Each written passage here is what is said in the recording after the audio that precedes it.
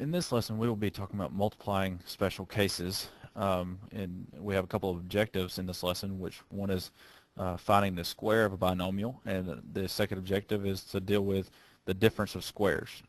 We'll obviously talk about objective 1 first with the binomials. With binomials, I want to give you a warning to start with, because a lot of people make this mistake. They think that if they have a plus b squared, then they just want to take that 2 and just stick it with the a and with the b, and they want to say that it's equal to a squared plus b squared. But that's not true.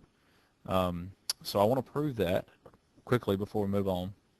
So let's take a look at this area model, and we'll also prove it in just a second with the full method. But let's look at the area model. If we have a squared, okay, then that's going to, or I mean, I'm sorry, a times a, then that's going to be a squared right there, and b times b is b squared, obviously. So look at these two areas, okay? We've got our a squared and we've got our b squared, okay? And tell me if that's equal to what we get when we multiply a plus b times a plus b, which is what a plus b squared is, okay? Obviously, we've got these two areas that are not accounted for. So when we do this multiplication, we end up seeing that we've got this a times this b area right here. So this is ab. And we've obviously got b times this a right here. So we've got these two areas that were not accounted for. So we see that this is not true for sure. Okay. Now let's use our full method that we learned in the last lesson. We've got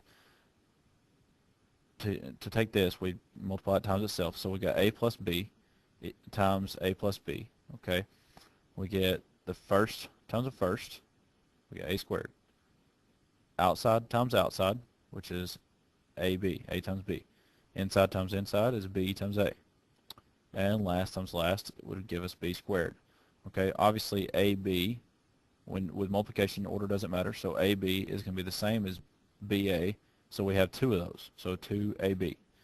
All right, and so we have proven here that this is not true also. Okay, so let's move down and let's look at a couple rules that go with the square of a binomial. Okay, this is the one we just saw. Okay, with a plus b squared is going to be equal to a squared plus 2ab plus b squared. If we had a negative sign, then the only thing that would change would be a minus 2ab. And so you could use the full method and discover that for yourself if you needed to. But we're going to go ahead and use that and apply it. So here we have a plus sign, so I'm going to use this first rule. Okay. Now I want you to see that we have two terms. We have an a and a b, although we are going to use y and 11 this time. So this is my a, this is my b. I'm going to plug it in. So this is a plus sign here, so I'm going to use a squared plus 2ab plus b squared. Now I want to plug it straight in based on this. So my a is y, so that's y squared, plus 2 times y times b, which is 11, plus 11 squared. Okay. All right, the only thing left to do is to combine and simplify. So we've got y squared plus 2 times 11 is 22y plus 11 squared is 121. Okay, good. And so we always write our highest power first and keep it in order in that direction. Okay, so example 1b.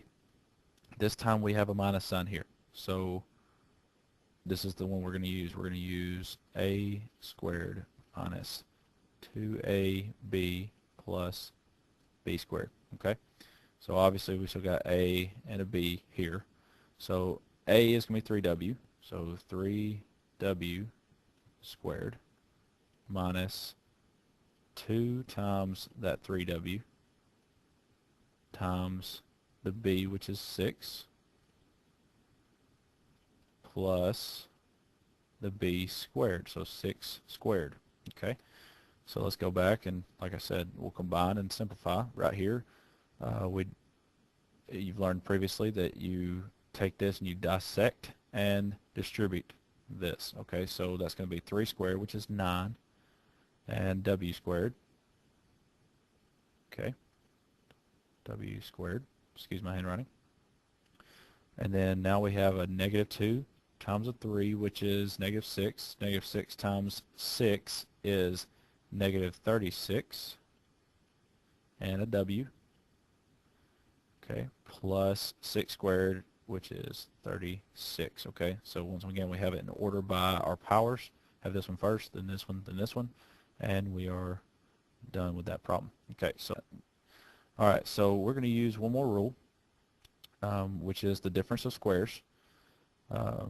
This time if you see two binomials being multiplied together where they look very similar except for the only difference is a plus and a minus, then it can be rewritten as, well, let me back up. If you've got A and B, in other words, the exact same numbers, but the only difference is a plus or minus, then you can have A squared minus B squared. Obviously, these are both squared. The difference, so therein lies the term difference of squares. So let's look at this example very quickly. If we have x minus 4 times x plus 4, then using this rule, we could have x squared minus 4 squared. So if I simplified that, I would have x squared minus 16. And that would be using the rule for the difference of squares. Okay, same idea here. Okay, I would take these two, multiply them together. Okay, so I'd have p to the 4th squared minus 8 squared. Okay, power to a power, multiply, so p to the 8th minus 8 squared is 64.